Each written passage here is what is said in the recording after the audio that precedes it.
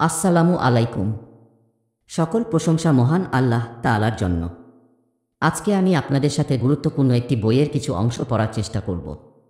বইটির নাম তাসাউফ ও আত্মশুদ্ধি, যার লেখক শাইখুল ইসলাম মুফতি মুহাম্মদ তাকি উসমানী এবং বাংলা অনুবাদক মুফতি মুহাম্মদ আশকর কাসেমি। বইটির প্রথম থেকে 11তম পর্ব ইতিমধ্যে চ্যানেলে দেওয়া আছে। আপনারা চাইলে চ্যানেলের প্লেলিস্ট চেক করতে পারেন অথবা উপরের বাটনে ক্লিক করে শুনে নিতে পারেন। তবে চলুন শুরু করা যাক। নফল ইবাদত মুক্তির জন্য যথেষ্ট নয়। হুজুর সাল্লাল্লাহু আলাইহি ওয়া সাল্লাম এই বাক্যের মাধ্যমে একটি বড় ধরনের ভুল বোঝাবুঝি দূর করেছেন। তা হলো আমরা অনেক সময় নফল ইবাদতকে অনেক বেশি গুরুত্ব দিয়ে থাকি, যেমন নফল নামাজ পড়া, জিকির করা, মুনাজাত করা, তিলাওয়াত করা ইত্যাদি। অথচ এগুলোর কোনো একটিও ফরজ নয়। নফল নামাজ হোক, নফল রোজা হোক, নফল দান হোক, এগুলোকে আমরা অনেক গুরুত্ব দিয়ে রেখেছি, কিন্তু গোনাহ থেকে বাঁচার এবং গোনাহ পরিত্যাগ করার গুরুত্ব নেই। মনে রাখবেন, এ সমস্ত নফল ইবাদত মানুষকে মুক্তি দিতে পারবে না যদি না মানুষ গোনাহের কাজ ত্যাগ করে। এখন রমাজান মাস চলছে, মুবারক এ মাসে মানুষের নফল ইবাদতের দিকে মনোযোগ সৃষ্টি হয়। অন্যান্য সময়ের তুলনায় অধিক নফল নামাজ পড়া, তিলাওয়াত করা, জিকির করা এদিকে মনোযোগ আকৃষ্ট হয়। এগুলোও ভালো কাজ, কিন্তু কেউ একথা চিন্তা করে না যে আমি নফল ইবাদত তো করছি, কিন্তু সাথে গোনাহ তো করছি। আল্লাহ তাআলা যেসব জিনিসকে হারাম ও নাজায়েজ সাব্যস্ত করেছেন সেগুলোতেও লিপ্ত হচ্ছি। উভয়টাকে তুলনা করলে দেখা যাবে নফল ইবাদত করার দ্বারা যে ফায়দা হচ্ছিল, গোনাহের কারণে তা নষ্ট হয়ে যাচ্ছে। গোনাহের দৃষ্টান্ত। এর দৃষ্টান্ত এমন, যেমন আপনি আপনার কামরার এয়ার কন্ডিশনার চালু করে দিয়েছেন, কিন্তু দরজা জানালা খোলা রয়েছে, যার ফলে একদিক থেকে ঠান্ডা আসছে আর অপর দিক দিয়ে তা বের হয়ে যাচ্ছে। বাইরের তাপও ভিতরে আসছে, যার ফলে কামরা ঠান্ডা হচ্ছে না। এয়ার কন্ডিশন চালানোর কোনো উপকার পাওয়া যাচ্ছে না।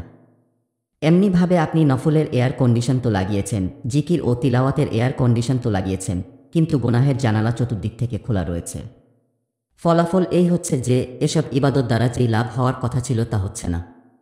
হালাল খাওয়ার প্রতি গুরুত্বারোপ করুন। রমাজান মাসে তারাবিহের নামাজ পড়ার প্রতি আমরা কত গুরুত্ব দিচ্ছি। যারা 5 ওয়াক্ত নামাজে ত্রুটি করে তারা পর্যন্ত নির্দ্বিধায় রমাজানে তারাবিহের লম্বা লম্বা 20 রাকাত নামাজে দাঁড়ায় এবং রাতে সাহরির সময় তাহাজ্জুদও পড়ে, তাই নফল ইবাদতও হচ্ছে। কিন্তু একই ব্যক্তি একথা চিন্তা করে না যে সন্ধ্যায় ইফতার করার সময় যখন দস্তরখানে বসবে তখন খানা হালাল হবে না হারাম। সারাদিন রোজা রাখল, রাতের বেলা তারাবিহ পড়ল এবং তাহাজ্জুদ পড়ল, কিন্তু মুখে যে লোকমা যাচ্ছে তা হালাল না হারাম এ চিন্তা নেই। এই হাদিসের মাধ্যমে হুজুর সাল্লাল্লাহু আলাইহি ওয়া সাল্লাম বলছেন যে আসল চিন্তা এটা করো যে তোমার দ্বারা কোনো গোনাহ যেন সংঘটিত না হয়। এটা যদি করো তাহলে নফল ইবাদত যদি তুমি বেশি নাও করো তাহলেও তোমাকে সবচেয়ে বেশি ইবাদত গুজার বলে লেখা হবে। উভয়ের মধ্যে উৎকৃষ্ট কে? বিষয়টি আরেকটি দৃষ্টান্তের মাধ্যমে আরও ভালোভাবে বুঝুন। মনে করুন এক ব্যক্তি নফল ইবাদত করে, জিকির ও তিলাওয়াতে মশগুল থাকে এবং সবসময় তাসবিহও চলতে থাকে, কিন্তু একই সাথে সে গোনাহ করতে থাকে। অপর এক ব্যক্তি সারা জীবনে একটিও নফল ইবাদত করেনি, কিন্তু সারা জীবনে একটি গোনাহও সে করেনি। বলুন এই দুজনের মধ্যে উৎকৃষ্ট কে? সেই ব্যক্তি উৎকৃষ্ট যে গোনাহ থেকে আত্মরক্ষা করে জীবন কাটাল, যদিও নফল ইবাদতে তার বিশেষ কোনো অংশ নেই। এ ব্যক্তিকে আখেরাতে প্রশ্ন করা হবে না যে তুমি নফল ইবাদত করনি কেন, কারণ নফল ইবাদত ফরজ নয়।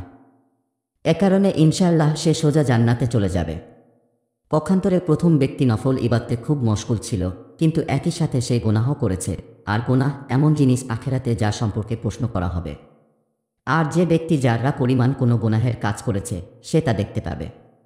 এজন্য তার কাছে প্রশ্ন করা হবে, তুমি নফল ইবাদত তো করেছ, কিন্তু এই গোনাহের কাজও তো করেছ। ফলে এই ব্যক্তি অত্যন্ত ক্ষতিগ্রস্ত হবে। 2 মহিলার ঘটনা। হাদিস শরীফে এসেছে, একবার হুজুর সাল্লাল্লাহু আলাইহি ওয়া সাল্লামের মজলিসে 2 মহিলা সম্পর্কে আলোচনা হলো। এক মহিলা তো খুব ইবাদতে মশগুল থাকে, খুব নফল নামাজ পড়ে, কিন্তু তার মুখ খারাপ। মুখ দিয়ে মানুষকে, বিশেষ করে প্রতিবেশীদেরকে কষ্ট দেয়। আরেক মহিলা শুধু ফরজ ও ওয়াজিব ইবাদত করে, নফল ইবাদত খুব বেশি করে না, কিন্তু তার ভাষা মধুর, মানুষের সাথে কথা বলতে সদাচরণ করে। প্রতিবেশী মহিলারা তার প্রতি সন্তুষ্ট। এরপর রাসূল সাল্লাল্লাহু আলাইহি ওয়া সাল্লামের কাছে জিজ্ঞাসা করা হলো, এই 2 জনের মধ্যে কোনো মহিলা উত্তম? ওই ইবাদত গুজার মহিলা না এই পরহেজগার মহিলা? হুজুর সাল্লাল্লাহু আলাইহি ওয়া সাল্লাম বললেন, এই দ্বিতীয় মহিলা প্রথম মহিলার তুলনায় অনেক বেশি উৎকৃষ্ট। বরং এক বর্ণনায় এসেছে প্রথম মহিলা জাহান্নামী এবং দ্বিতীয় মহিলা জান্নাতি। কেন? কারণ সে মুখ দিয়ে অন্যদেরকে কষ্ট দেয়। এ বিষয়ে অধিক চিন্তা করুন। এই হাদিস দ্বারাও এ বিষয়টি পরিষ্কার হলো যে নফল ইবাদত নিঃসন্দেহে উঁচু স্তরের নেয়ামত এবং অবশ্যই তা সম্পাদন করা উচিত, কিন্তু তার সাথে সাথে নিজেকে গোনাহ থেকে বাঁচানোর চিন্তা আরও অধিক করা উচিত। রমাজানুল মুবারকে আলহামদুলিল্লাহ আল্লাহ তাআলার দেওয়া তৌফিকে রোজা রাখল, তিলাওয়াত করল, জামাতের সাথে তারাবিহের নামাজ আদায় করল, তাহাজ্জুদ পড়ল, নফল নামাজ পড়ল, ইতেকাফও করল, কিন্তু যেই রমাজান বিদায় নিল সেই আবার পুরাতন জীবন শুরু হলো। এখন না চোখের হেফাজত করছে, না মুখের হেফাজত করছে, না কানের হেফাজত করছে, না হালাল হারামের চিন্তা করছে, যার অর্থ হলো রমাজানুল মুবারকে নেকির যেই পুঁজি সঞ্চয় করেছিল তা সব লুটিয়ে দিল। এজন্য গুনাহ থেকে বাঁচার ফিকির করতে হবে এবং এজন্য পোক্ত সংকল্প করতে হবে। একই সঙ্গে আল্লাহ তাআলার নিকট গুনাহ থেকে বাঁচার তৌফিকের জন্য দোয়া করবে। বলবে, হে আল্লাহ, আমাকে গুনাহ থেকে বাঁচার তৌফিক দান করুন। এটা মারাত্মক বিপজ্জনক বিষয়। আমি যে বললাম, আমাদের অন্তরে নফল ইবাদতের গুরুত্ব তো রয়েছে, কিন্তু গুনাহ থেকে বাঁচার ফিকির নেই। এটা এমন এক ব্যাধি যার মধ্যে আমরা সবাই আক্রান্ত। আল্লাহর খুব কম বান্দাই এর ব্যতিক্রম রয়েছে। কত গুনাহ এমন রয়েছে যেগুলোকে আমরা গুনাহ মনে করি। গুনাহ মনে করার কারণে তার প্রতি ঘৃণাও রয়েছে। তার থেকে নিজেকে বাঁচানোর কিছুটা চিন্তাও থাকে। আলহামদুলিল্লাহ। কিন্তু অনেক গুনাহ এমন আছে যেগুলোকে গুনাহই মনে করা হয় না। এটা মারাত্মক বিপজ্জনক কথা। কারণ মানুষ রোগকে রোগ মনে করলে তার চিকিৎসাও করাবে। বিশেষ করে শরীয়তের এই তিনটি শাখা মুআমালাত, মুআশারাত ও আখলাকিয়াত এমন, যেগুলোর উপর আমল না করার ফলে আমাদের সমস্ত চেষ্টা বৃথা যাচ্ছে। মুআমালার ক্ষেত্রে হালাল হারামের চিন্তা, মুআশারাতের ক্ষেত্রে হালাল হারামের চিন্তা এবং আখলাকিয়াতের ক্ষেত্রে হালাল হারামের চিন্তা বিলুপ্ত হয়ে চলছে। এগুলোকে আমরা দিন থেকে বাহির করে দিয়েছি। মুখের হেফাজত, চোখের হেফাজত এবং কানের হেফাজতের দিকে আমাদের মনোযোগ নেই। কুধারণা ত্যাগ করুন। কিছু গুনাহ সম্পর্কে তো আমাদের জ্ঞান আছে যে এগুলো গুনাহ, তাই এগুলো থেকে বাঁচতে হবে। আলহামদুলিল্লাহ, সেগুলো থেকে বাঁচিও। যেমন আল্লাহর শুকর, মদ পান করি না। আল্লাহর মেহেরবানিতে শুকর খাই না। আল্লাহর দয়া জেনায় লিপ্ত হই না। কিন্তু আরও যে অসংখ্য গুনাহ রয়েছে, যেমন গীবতের গুনাহ, তা থেকে আমরা বাঁচি না। আমাদের মজলিসগুলো দিনরাত গীবতে পরিপূর্ণ। কুধারণার গুনাহে আমরা আক্রান্ত। কুরআনে কারিমে আছে কত ধারণার গুনাহ, কিন্তু আমরা অন্য মানুষের ব্যাপারে মনে মনে কুধারণা পোষণ করি, তা নিয়ে চিন্তা করি, কিন্তু এটাকে আমরা গুনাহই মনে করি না। মনে করি যে অমুকে হয়তো আমার বিরুদ্ধে এই কাজ করেছে, তারপর এটাকেই মগজে বসিয়ে নিয়েছি। আমাদের এই কাজটা কতক ধারণা গুনাহ এর অন্তর্ভুক্ত হয়ে গেল, কিন্তু এই অনুভূতি নেই যে এটা গুনাহের কাজ। উড়ো কথা ছড়ানো গুনাহ। একটা উড়ো কথা শুনলাম, কথাটা ঠিক না বেঠিক তা যাচাই না করেই আরেকজনের কাছে তা বর্ণনা করলাম। উড়ো কথা ছড়িয়ে দিলাম। এটাকে কেউই গুনাহ মনে করে না। অথচ হুজুর সাল্লাল্লাহু আলাইহি ওয়াসাল্লাম ইরশাদ করেন, একজন মানুষের মিথুক হওয়ার জন্য এটাই যথেষ্ট যে সে যাই শোনে তাই বর্ণনা করে। অর্থাৎ এটাও মিথ্যার অন্তর্ভুক্ত যে মানুষ উল্টা সিধা ও সঠিক বেঠিক যাই শুনল, যাচাই না করে অন্যের নিকট তাই বলতে আরম্ভ করল। এটা গুনাহের কাজ, কিন্তু আমরা এটাকে গুনাহই মনে করি না। চাকরির পুরো সময় দিচ্ছেন তো? মানুষ বলে, আল্লাহর শকর আমরা হালাল খাচ্ছি, আল্লাহর শকর আমরা সুদ খাচ্ছি না, আল্লাহর শকর জুয়া খেলছি না, আল্লাহর শকর মদ বিক্রি করে পয়সা কামাচ্ছি না। কিন্তু একটু লক্ষ্য করুন, আপনি চাকরিজীবী হয়ে থাকলে চাকুরির নির্ধারিত সময় পুরোটা চাকুরির কাজে ব্যয় করছেন কিনা, নাকি ফাঁকি দিচ্ছেন? যদি পুরো সময় না দিয়ে থাকেন, তার অর্থ হলো যতটুকু সময় আপনি বিক্রি করেছেন, যার বিনিময়ে আপনি বেতন পাচ্ছেন, তা থেকে যে সময়টুকু আপনি চাকুরির কাজে লাগাচ্ছেন না, তার বিনিময়ে যেই বেতন আপনি নিলেন তা হারাম হয়ে গেল। বেতন হারাম হলে সেই টাকা দিয়ে যেই খাবার কিনলেন তাও হারাম হলো, যেই ইফতারি আপনি কিনলেন তাও হারাম হলো। তাই এটাও হারাম খাওয়ার অন্তর্ভুক্ত। জাপানি বলে মাল বিক্রি করা। এক ব্যক্তি ব্যবসা করে। ব্যবসাতে সে ইচ্ছায় অনিচ্ছায় কোনো ধরনের ধোঁকা দিল, যেমন পাকিস্তানের দেশের তৈরি মাল জাপানি বলে বিক্রি করল, তাহলে সে হারাম করল। এভাবে যেই পয়সা কামালো তা হারাম হলো। সেই পয়সা দিয়ে যেই খাবার কিনল তা হারাম। এভাবে পেটের মধ্যে হারাম লোকমা যাচ্ছে, হালাল নয়। জুয়া খেলা হারাম। আমাদের ওয়ালেদ সাহেবের কাছে এক ব্যক্তি আসতেন। তিনি খুব ইবাদত গুজার ও তাহাজ্জুদ গুজার ছিলেন। কখনোই তার তাহাজ্জুদ বাদ যেত না। নিয়মিত জিকির ও তাসবিহ পাঠ করতেন। ব্যবসায়ী মানুষ ছিলেন। তার দোকানও ছিল। জানা গেল তিনি রাতে ঘণ্টাকে ঘণ্টা তাহাজ্জুদও পড়েন, তিলাওয়াতও করেন, তাসবিহও পড়েন আর দিনে গিয়ে জুয়া খেলেন। ওজিফা এই উদ্দেশ্যে পাঠ করেন যাতে জুয়ার নাম্বার জানা যায়। এটা তো একেবারে সুস্পষ্ট গুনাহ। সবাই জানে যে এটা গুনাহ, জাল সার্টিফিকেট তৈরি করা। কিন্তু আমি ওসব বিষয়ের দিকে দৃষ্টি আকর্ষণ করছি যেগুলো সম্পর্কে এই অনুভূতিও নেই যে আমি গুনাহের কাজ করছি। যেমন জাল সার্টিফিকেট তৈরি করা ব্যাপক আকার ধারণ করেছে। ছুটি নিতে হবে, এমনিতে ছুটি পাওয়া যাবে না, তাই কোনো ডাক্তার দিয়ে জাল মেডিকেল সার্টিফিকেট তৈরি করল এবং তার ভিত্তিতে ছুটি লাভ করল। এর ফলে নিজেও গুনাহ করল, যেই ডাক্তার দ্বারা সার্টিফিকেট তৈরি করল তাকেও গুনাহে লিপ্ত করল, কারণ সেই ডাক্তার মিথ্যা বলেছে এবং ঘুষও নিয়েছে। আল্লাহর ওয়াস্তে তো সে এ কাজ করেনি।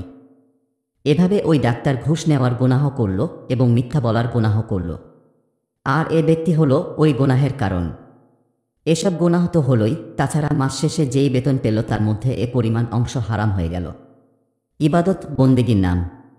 এজন্য হুজুর সাল্লাল্লাহু আলাইহি ওয়া সাল্লাম ইরশাদ করেন, অর্থাৎ রাতের বেলা খুব নফল পড়া এবং তাহাজ্জুদ পড়া ইবাদ নিজে বাঁচানো।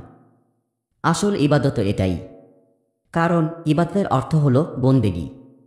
আর বন্দেগীর প্রথম কথা হল আল্লাহর হুকুমের আনুগত্য করা। যদি আল্লাহর হুকুমের আনুগত্য না হলো তাহলে তা বন্দেগী হলো কি করে? আপনি আল্লাহর সামনে সেজদা তো করছেন, কিন্তু সাথে এ কথাও বলেছেন যে আমি আপনার হুকুম মানব না, আমার মন যা চাইবে আমি তাই করব। এটা কোনো ধরনের বন্দেগী হলো? আনুগত্য বন্দেগীর প্রধান অংশ। এজন্য আল্লাহ তাআলা হুকুমের পরিপন্থী কোনো কাজ না করা এবং নাফরমানি না করার ব্যাপারে চিন্তাশীল হতে হবে। জিহ্বার হেফাজত করুন। বিশেষভাবে যেই কথাটি বলছি যাতে ব্যাপকভাবে আমরা আক্রান্ত, তার মধ্যে একটা হলো জিহ্বার গোনাহ, আরেকটা হলো চোখের গোনাহ। ভালো ভালো মানুষ এই দুই গোনাহে আক্রান্ত। বাহ্যিকভাবে যাদেরকে আবেদ জাহেদ দেখা যায়, মুত্তাকি ও পরহেজগার দেখা যায়, তারাও নিজেদের দিকে তাকালে দেখতে পাবে যে তারাও জিহ্বার গোনাহ ও চোখের গোনাহে আক্রান্ত।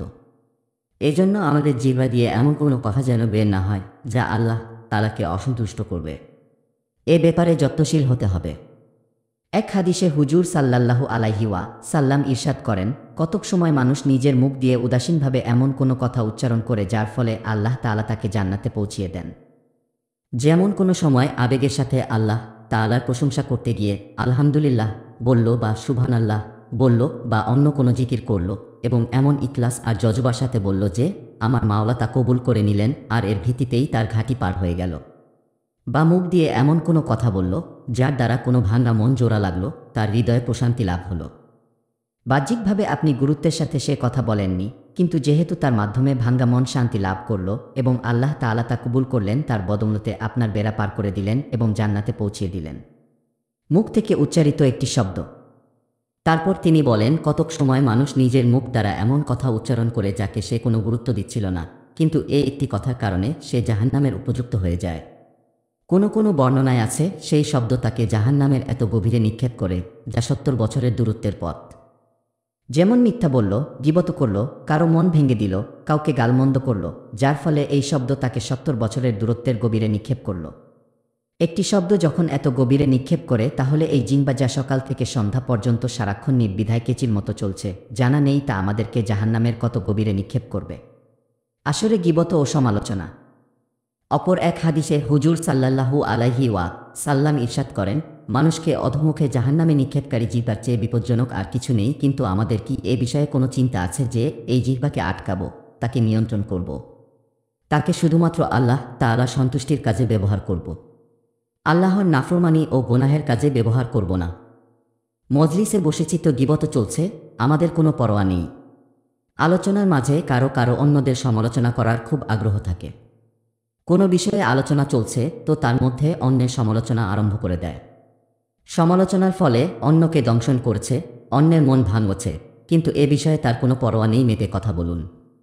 আরে ভাই, মিথ্যা, গীবত, যাচাই ছাড়া কথা বলা, এসব থেকে বেঁচে থাকুন। জিহ্বাকে চিন্তা করে করে ব্যবহার করুন। আল্লাহর অলিগণ বলেছেন, আগে মাপো তারপর কথা বলো। জিহ্বা যেন লাগামহীন না চলে। এমন যেন না হয় যে জিহ্বা দিয়ে কি বের হচ্ছে তার কোনো পরোয়া নেই, এজন্য চিন্তা করে করে কথা বলুন। যখন কারো সঙ্গে কথা বলবে তখন ভয় করে কথা বলবে, এমন যেন না হয় যে আমার কথায় তার কষ্ট হলো, ফলে আখেরাতে আল্লাহর সামনে জবাবদিহি হলো। এ বিষয়ে চিন্তা করুন। এজন্য নিজের জিহ্বা, নিজের চোখ এবং নিজের কানকে গুনাহ থেকে বাঁচান, কারণ গীবত করা যেমন নাজায়েজ, গীবত শোনাও তেমন নাজায়েজ।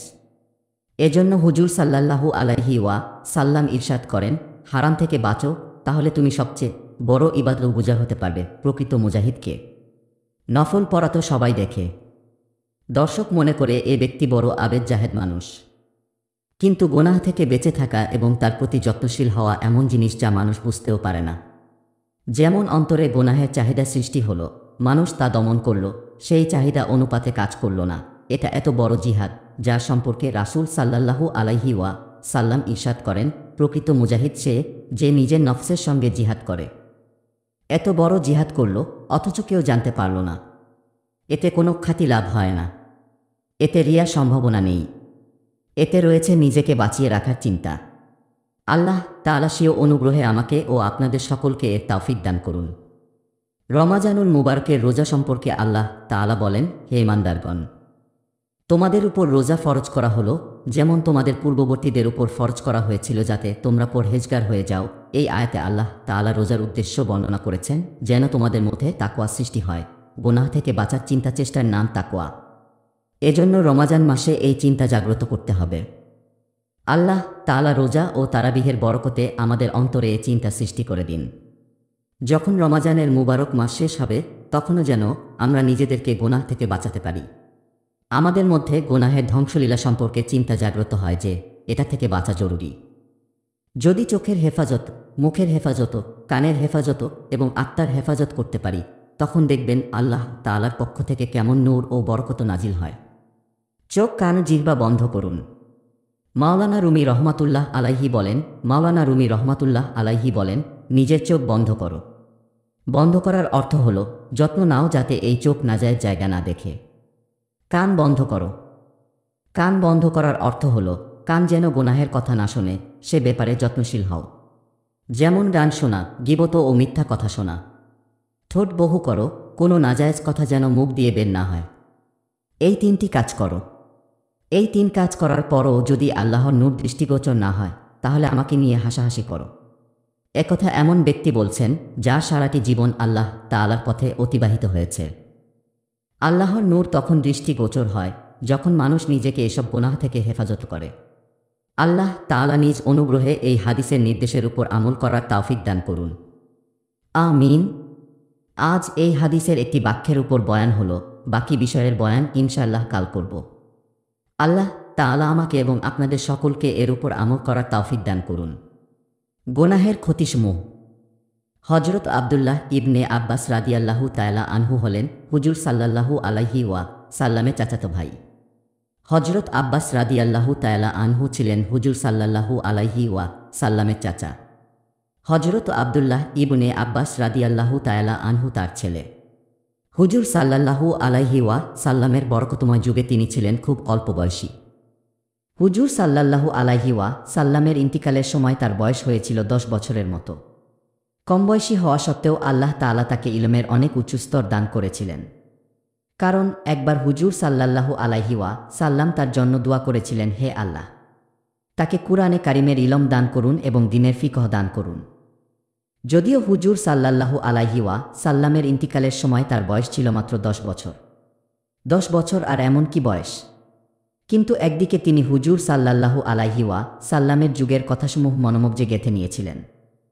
উপরন্তু হুজুর সাল্লাল্লাহু আলাইহি ওয়া সাল্লামের ইন্তিকালের পর তিনি চিন্তা করলেন, এখন তো হুজুর সাল্লাল্লাহু আলাইহি ওয়া সাল্লাম দুনিয়া থেকে বিদায় নিয়ে গেছেন, কিন্তু বড় বড় সাহাবী তো এখনও বিদ্যমান আছেন। আমি তাদের খেদমতে গিয়ে নবী কারীম সাল্লাল্লাহু আলাইহি ওয়া সাল্লামের হাদিস ও শিক্ষা অর্জন করি। তিনি সাহাবায়ে কেরামের নিকট যেতেন, এতদূর দেশে সফর করতেন, কষ্ট করতেন। এভাবে তিনি বড় বড় সাহাবী থেকে ইলম অর্জন করেন। ফলে আজ তাকে ইমামুল মুফাসসিরিন বলা হয়, অর্থাৎ সকল মুফাসসিরের ইমাম। কারণ নবী সাল্লাল্লাহু আলাইহি ওয়া সাল্লাম তার জন্য দোয়া করেছিলেন, হে আল্লাহ, তাকে কিতাবুল্লাহর ইলম দান করুন। কুরআনের তাফসিরের বিষয়ে তার চেয়ে অধিক নির্ভরযোগ্য কথা আর কারো নেই। আমি এখন যে কথাটি আপনাদের সামনে পাঠ করলাম তা তারই উক্তি। পছন্দনীয় ব্যক্তিকে আব্দুল্লাহ ইবনে মুবারক রহমাতুল্লাহ আলাইহি বর্ণনা করেন, এক ব্যক্তি হজরত আব্দুল্লাহ ইবনে আব্বাস রাদিয়াল্লাহু তাআলা আনহুকে জিজ্ঞাসা করল, বলুন তো, এক ব্যক্তি আমল তো কম করে, অর্থাৎ নফল ইবাদত ও নফল নামাজ খুব বেশি পড়ে না, বেশিরভাগ ফরজ ওয়াজিব আদায় করে। নফল ইবাদত জিকির আজকার ওজিফা ও তাসবিহ অধিক পাঠ করে না, কিন্তু তার গুনাহ কম। এমন ব্যক্তি আপনার নিকট অধিক পছন্দনীয়, নাকি ওই ব্যক্তি আপনার নিকট অধিক পছন্দনীয় যার নফল ইবাদতও অধিক এবং গুনাহ অধিক? যেমন তাহাজ্জুদ নামাজও পড়ে, ইশরাকও পড়ে, আওয়াবিনও পড়ে, তিলাওয়াতও খুব করে, ওজিফা ও তাসবিহ খুব পাঠ করে, সাথে সাথে গুনাহের কাজও খুব করে। আপনার নিকট এই দুই ব্যক্তির মধ্যে কে উত্তম? প্রথম ব্যক্তির আমলও কম গুনাহ, দ্বিতীয় ব্যক্তির আমলও বেশি গুনাহ বেশি। উত্তরে হজরত আব্দুল্লাহ ইবনে আব্বাস রাদিয়াল্লাহু তাআলা আনহু বললেন, গুনাহ থেকে বেঁচে থাকার সমান আমি অন্য কিছুকে মনে করি না। অর্থাৎ মানুষ গুনাহ থেকে বেঁচে থাকবে, এটা এত বড় নেয়ামত এবং এত বেশি কল্যাণকর যে অন্য কোনো আমলের সমান নয়। গুনাহ থেকে বাঁচার ব্যাপারে যত্ন নেয়ার তুলনায় নফল ইবাদতের কোনো গুরুত্ব নেই। আসল জিনিস গুনাহ থেকে বাঁচা। এই হাদিসে কথা বলা উদ্দেশ্য যে যত নফল ইবাদত আছে তা যথাস্থানে অনেক বেশি ফজিলতের জিনিস, কিন্তু এই নফল ইবাদতের উপর ভরসা করে মানুষ যদি চিন্তা করে যে আমি তো নফল ইবাদত অনেক করি, তাই সে গুনাহ থেকে পরহেজ করল না, তাহলে এটা হবে বড় ধরনের আত্মপ্রবঞ্চনা। আসল জিনিস হল গুনাহ থেকে বাঁচার ফিকির করা। গুনাহ থেকে বাঁচার পর মনে করুন তার যদি অধিক পরিমাণে নফল ইবাদত করার সুযোগ নাও হয়, তাহলেও সে ক্ষতিগ্রস্ত হবে না। ইনশাল্লাহ সে আল্লাহর নিকট নাজাত পেয়ে যাবে। কিন্তু যদি নফল ইবাদত খুব করে সাথে অনেক গুনাহ করে, তাহলে তার মুক্তির কোনো নিশ্চয়তা নেই। এটা খুবই বিপজ্জনক ব্যাপার। গুনাহ ছাড়ার চিন্তা নেই। আজকাল আমাদের সমাজে গুনাহ থেকে বাঁচার চিন্তা একেবারে কমে গেছে। কারো অন্তরে দ্বীনের উপর চলার আগ্রহ হলে এবং আল্লাহ তাআলার পক্ষ থেকে এর তৌফিক লাভ হলে সে চিন্তা করে যে আমাকে কিছু ওজিফা বলে দেওয়া হোক, কিছু আমল শিখিয়ে দেওয়া হোক, জিকিরের নিয়ম বলে দেওয়া হোক, নফল ইবাদত কিভাবে করব এবং কখন করব তা বলা হোক। এই বাহ্যিক কিছু আমলের দিকে তার মনোযোগ যায়। মামুলাত পুরা করার কাজে দিন রাত লেগে থাকে, কিন্তু এ বিষয়ে তার ফিকির হয় না আমার সকাল থেকে সন্ধ্যা পর্যন্ত জীবনে কতগুলো গুনাহের কাজ হচ্ছে, কত কাজ আল্লাহর মর্জির খেলাফ হচ্ছে। ভালো ভালো শিক্ষিত দিনদার মানুষকে দেখেছি, তারা প্রথম কাতারে নিয়মিত নামাজ পড়ে, মসজিদে নিয়মিত জামাতের সাথে নামাজ আদায় করে, ওজিফা পালন করে, খুব গুরুত্বের সাথে নফল ইবাদত তাহাজ্জুদ ও ইশরাক আদায় করে, কিন্তু তার এ বিষয়ে চিন্তা নেই যে বাড়িতে গুনাহের যেই গরম বাজার চলছে তা কিভাবে ঠিক করা যায়। বাজারে গেলে হালাল হারামের চিন্তা নেই, কথাবার্তায় গীবত ও মিথ্যার ব্যাপারে চিন্তা নেই, ঘরে নাজায়েজ ও হারাম জিনিস থাকলে তা বের করার চিন্তা নেই। ফলে ফিল্ম দেখা হচ্ছে, নাজায়েজ প্রোগ্রাম দেখা হচ্ছে, গান বাজনা হচ্ছে, সেদিকে মনোযোগ নেই, কিন্তু ওজিফার দিকে মনোযোগ আছে। অথচ এসব গুনাহ মানুষকে ধ্বংসকারী। প্রথমে তা থেকে বাঁচার চিন্তা চেষ্টা করতে হবে। নফল ইবাদত ও গুনাহের উৎকৃষ্ট দৃষ্টান্ত। এর দৃষ্টান্ত এমন, মনে করুন যত নফল ইবাদত আছে, নফল নামাজ হোক, তিলাওয়াত হোক, জিকির ও তাসবিহ হোক, এগুলো হলো টনিক বা শক্তিবর্ধক। এগুলো দ্বারা শক্তি লাভ হয়। যেমন মানুষ শরীরে শক্তি বৃদ্ধির জন্য টনিক ব্যবহার করে, আর গুনাহ হলো বিষতুল্য। কোনো ব্যক্তি যদি টনিকও খায় আবার বিষও খায়, তার ফল এই হবে যে টনিক প্রভাত সৃষ্টি করবে না, কিন্তু বিষ প্রভাত সৃষ্টি করবে, তার ধ্বংসের কারণ হবে। আরেক ব্যক্তি এমন যে কোনো টনিক বা শক্তিবর্ধক ঔষধ তো ব্যবহার করে না, শুধু ডাল রুটি খায়, কিন্তু সুস্থতার জন্য যেসব জিনিস ক্ষতিকর তা থেকে বিরত থাকে, তাহলে এ ব্যক্তি সুস্থ থাকবে, যদিও সে টনিক খায় না। আর প্রথম ব্যক্তি যে টনিকও খায় সাথে স্বাস্থ্যের জন্য ক্ষতিকর জিনিস থেকে বিরত থাকে না, সে অবশ্যই অসুস্থ হয়ে পড়বে, একদিন সে ধ্বংস হয়ে যাবে। নফল ইবাদত ও গুনাহের দৃষ্টান্ত ঠিক এমনই। এজন্য সকাল থেকে সন্ধ্যা পর্যন্ত জীবন থেকে গুনাহ বের হয়ে যাওয়ার চিন্তা করা উচিত। নিষিদ্ধ ও পাপ কাজ বের হওয়ার ব্যাপারে যত্ন নেওয়া উচিত। যে পর্যন্ত এসব জিনিস বের না হবে সে পর্যন্ত এসব নফল ইবাদত আমাদের কোনো উপকার করতে পারবে না। আত্মশুদ্ধিকামীদের জন্য প্রথম কাজ। বর্তমানে নিয়মে পরিণত হয়েছে যে কোনো ব্যক্তি কোনো শাইখের নিকট ইসলাহি সম্পর্ক করতে গেলে ওই শাইখ তাকে সাথে সাথে বলে দেয় যে তুমি এই মামুলাত পালন করবে, এই পরিমাণ জিকির করবে, এই পরিমাণ তাসবিহ পাঠ করবে। কিন্তু হাকিমুল উম্মত হজরত মাওলানা আশরাফ আলী থানভী রহমাতুল্লাহ আলাইহির নিয়ম এই ছিল যে তার কাছে যখন কোনো ব্যক্তি আত্মশুদ্ধির উদ্দেশ্যে আসত তখন তাকে জিকির আজকার ও তাসবিহ তাহলিল কিছু দিতেন না। সর্বপ্রথম বলতেন, গুনাহ ছাড়ো। এ পথে সর্বপ্রথম কাজ হল পরিপূর্ণ তাওবা করা। মানুষকে সর্বপ্রথম সমস্ত গুনাহ থেকে তাওবা করতে হবে। বলতে হবে, হে আল্লাহ, ইতিপূর্বে যত গুনাহ আমার দ্বারা হয়েছে, মেহেরবানি করে আপনি সেগুলো মাফ করে দিন। আমি আগামীর জন্য সংকল্প করছি, ভবিষ্যতে আর এসব গুনাহ করব না। অতঃপর ভবিষ্যতে এসব গুনাহ থেকে বাঁচার প্রতি যত্ন নিবে। শুধুমাত্র প্রসিদ্ধ কিছু গুনাহ থেকে বাঁচার যত্ন নিলে হবে না। প্রত্যেক গুনাহই গুনাহ। প্রত্যেক গুনাহ থেকে বাঁচার প্রতি গুরুত্বারোপ করতে হবে।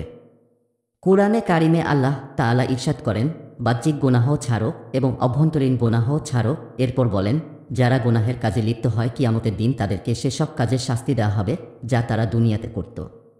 সব ধরনের গুনাহ ত্যাগ করুন। এজন্য কোনো গুনাহই এমন নেই যার ব্যাপারে উদাসীন হওয়া যায়। না জাহেরি গুনাহ, না বাতেনি গুনাহ। এমন যেন না হয় যে কিছু মোটা মোটা গুনাহ তো ছেড়ে দিল, কিন্তু অবশিষ্ট গুনাহ ছাড়ার দিকে কোনো মনোযোগ নেই। যেমন মজলিসে গীবত করা হচ্ছে, মানুষের মনে কষ্ট দিয়ে কথা বলা হচ্ছে, অন্যের প্রতি হিংসা ও বিদ্বেষ পোষণ করা হচ্ছে, কিংবা অন্তরে অহংকার ভরা। সম্পদের ভালোবাসা, পদ পদবীর ভালোবাসা, দুনিয়ার ভালোবাসা অন্তরে পরিপূর্ণ। তাহলে তো গুনাহ ছাড়া হলো না। প্রত্যেক এমন কাজ যাকে আল্লাহ ও রাসূল গুনাহ সাব্যস্ত করেছেন সেগুলো ত্যাগ করতে হবে। সে বিষয়ে মানুষকে চিন্তাশীল হতে হবে। পরিবার পরিজনকে গুনাহ থেকে বাঁচান। আরেকটি কথা বলছি, এসব গুনাহ ততক্ষণ পর্যন্ত ছুটবে না যতক্ষণ পর্যন্ত নিজের পরিবেশকে সংশোধন করার চিন্তা চেষ্টা না করা হবে। কোনো ব্যক্তি যদি গুনাহ থেকে বাঁচতে চায় আর পরিবার পরিজন ভুল পথে চলছে সেদিকে কোনো মনোযোগ না দেয়, মনে রাখবেন, এভাবে কখনোই গুনাহ ছাড়তে পারবে না। গুনাহ ছাড়ার জন্য যত চেষ্টাই করেন না কেন, ঘরের পরিবেশ যদি খারাপ থাকে, পরিবার পরিজন যদি ভুল পথে চলে আর সে বিষয়ে আপনার কোনো ফিকির না থাকে, তাহলে এই পরিবার পরিজন একদিন না একদিন আপনাকে অবশ্যই গুনাহে লিপ্ত করবে। সুতরাং একজন মানুষের জন্য গুনাহ থেকে বাঁচা যেমন জরুরি, তেমনি জরুরি পরিবার পরিজনকে বাঁচানো। সবসময় চিন্তা ফিকির থাকতে হবে পরিবার পরিজন যেন কোনো গুনাহে লিপ্ত না হয়। মহিলাদের কাজের গুরুত্ব। এ বিষয়ে মহিলাদের কৃতিত্ব অনেক গুরুত্বপূর্ণ। মহিলাদের অন্তরে যদি এই চিন্তা জাগে যে আমাকে আল্লাহ ও তার রাসূলের বিধান মোতাবেক জীবন কাটাতে হবে এবং গুনাহ থেকে বাঁচতে হবে, তাহলে বাড়ির পরিবেশ ঠিক হয়ে যাবে। কারণ মহিলারা হলো ঘরের ভিত্তি। মহিলাদের অন্তরে যদি আল্লাহ ও তার রাসূল সাল্লাল্লাহু আলাইহি ওয়া সাল্লামের আনুগত্যের উদ্দীপনা সৃষ্টি হয়, তাহলে পুরো পরিবার পরিশুদ্ধ হয়ে উঠবে। কিন্তু মহিলার অবস্থা যদি এই হয় যে পর্দার বিষয়ে তার কোনো চিন্তা নেই, মাথা উন্মুক্ত, চুল খোলা, মন মস্তিষ্কে খারাপ চিন্তা, অহেতুক বিষয়ে নিমগ্ন, তাহলে এর পরিণতিতে ঘরের পরিবেশ নষ্ট হয়ে যাবে। এজন্য মহিলাদের উপর গুনাহের কাজ ত্যাগ করার ব্যাপারে দায়িত্ব অধিক বর্তায়। গুনাহ কি জিনিস? এসব গুনাহ কি জিনিস? গুনাহের পরিণতি কি হয়? প্রথমে এটা জানা জরুরি। গুনাহের অর্থ হলো অবাধ্যতা। যেমন আপনার বড় কেউ আপনাকে আদেশ করল, এ কাজটি এভাবে করো। আপনি বললেন, আমি করব না। বা বড় কেউ বলল, এ কাজ থেকে বিরত থাকো। আপনি বললেন, আমি এ কাজ অবশ্যই করব। বড়র কথা না মানাকেই নাফরমানি ও অবাধ্যতা বলে। এই নাফরমানি যদি আল্লাহ ও তার রাসূলের হুকুমের ক্ষেত্রে করা হয় তাহলে তার নামই হলো গুনাহ। আল্লাহ তাআলার নাফরমানির প্রভাব এত সুদূর প্রসারী, এত খারাপ ও এত জঘন্য যে তা অনুমান করাও কঠিন। গুনাহের প্রথম খারাপই অকৃতজ্ঞতা। গুনাহের প্রথম খারাপই অকৃতজ্ঞতা। যেই দয়ালু সত্তা মানুষকে অস্তিত্ব দান করলেন, মানুষ সর্বদা তার নিয়ামতের ভিতর নিমজ্জিত। মাথা থেকে পাতা পর্যন্ত আল্লাহ তাআলার নিয়ামতসমূহ তার উপর বর্ষিত হচ্ছে। দেহের এক একটি অঙ্গ নিয়ে চিন্তা করুন যে এর মূল্য কত, এর গুরুত্ব কত। এসব নিয়ামত বিনামূল্যে লাভ হয়েছে, অথচ এর জন্য অন্তরে কোনো গুরুত্ব নেই। আল্লাহ না করুন কোনো সময় যদি এসব অঙ্গের একটি অঙ্গ ক্ষতিগ্রস্ত হয়, তখন বুঝে আসবে যে তা কত বড় নেয়ামত এবং এই ক্ষতি কত বড় ক্ষতি।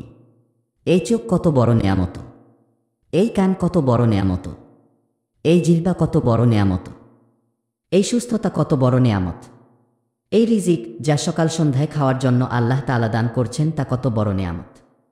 যেই বিরাট দয়ালু ও করুণাময়ের অসংখ্য নেয়ামত আমাদেরকে আচ্ছন্ন করে আছে, তিনি শুধু এ কথা বলেছেন যে তোমরা মাত্র কয়েকটি জিনিস থেকে বিরত থাকবে, কিন্তু তোমার দ্বারা এই সামান্য কাজটুকুই হয় না। এজন্য গুনাহের সর্বপ্রথম খারাপ দিক হল অকৃতজ্ঞতা, নাশুকরি ও দয়াময়ের হক আদায় না করা। গুনাহের দ্বিতীয় খারাপই অন্তরে মরিচা পড়া। গুনাহের দ্বিতীয় খারাপি এই যে, হাদিস শরীফের নবী কারিম সাল্লাল্লাহু আলাইহি সাল্লাম ইরশাদ করেন, মানুষ যখন প্রথমবার গুনাহ করে তখন তার অন্তরে একটি কালো দাগ লাগিয়ে দেয়া হয়। সেই দাগের হাকিকত আল্লাহ তাআলাই ভালো জানেন। যখন দ্বিতীয় গুনাহ করে তখন দ্বিতীয় দাগ লাগিয়ে দেওয়া হয়, যখন তৃতীয় গুনাহ করে তখন তৃতীয় দাগ লাগিয়ে দেওয়া হয়। এর মধ্যে যদি সে তাওবা করে তাহলে এসব দাগ মুছে দেওয়া হয়, কিন্তু যদি তাওবা না করে অব্যাহতভাবে গুনাহ করতেই থাকে তাহলে আস্তে আস্তে ওই কালো দাগ তার পুরো আত্মাকে আচ্ছন্ন করে। তখন ওই দাগ মরিচার রূপ ধারণ করে, অন্তরে মরিচা লেগে যায়। যখন অন্তরে মরিচা পড়ে যায় তখন হক কথা মানার যোগ্যতা নষ্ট হয়ে যায়। ফলে তার উপর এমন গাফলত আচ্ছন্ন করে যে তখন গুনাহের অনুভূতি দূর হয়ে যায়, গুনাহের অনিষ্টতা ও অকলেনের বোধ বিলুপ্ত হয়ে যায়, মানুষের বুদ্ধি যেন নষ্ট হয়ে যায়। গুনাহের চিন্তার ক্ষেত্রে মুমিন ও ফাসিকের পার্থক্য। এক বর্ণনায় হযরত আব্দুল্লাহ ইবনে মাসুদ রাদিয়াল্লাহু তাআলা আনহু বলেন, যেই মুমিন এখনও গুনাহে অভ্যস্ত হয়নি সে গুনাহকে এমন মনে করে যেমন তার মাথার উপর পাহাড় ভেঙে পড়েছে। আর পাপী ব্যক্তি গুনাহকে এমন হালকা ও মামুলি মনে করে যেমন নাকের উপর মাছি এসে পড়েছে আর সে হাত মেরে তা উড়িয়ে দিল। অর্থাৎ সে গুনাহকে খুব মামুলি মনে করে। গুনাহ করার পর এজন্য তার কোনো অনুশোচনা ও অনুতাপ জাগে না। কিন্তু একজন মুমিন যাকে আল্লাহ তাআলা ঈমানের বরকত দান করেছেন সে গুনাহকে একটি পাহাড় মনে করে। ভুলে কোনো গুনাহের কাজ হয়ে গেলে তার মাথার উপর পাহাড় ভেঙে পড়ে, ফলে সে দুঃখবেদনায় আক্রান্ত হয়। সুপ্রিয় শ্রোতা মণ্ডলী, 12তম পর্বের ভিডিও আজকের মতো এখানেই শেষ করছি। পরবর্তী পর্বটি শুনতে আমাদের চ্যানেল ভিজিট করুন। ধন্যবাদ আমাদের পাশে থাকার জন্য।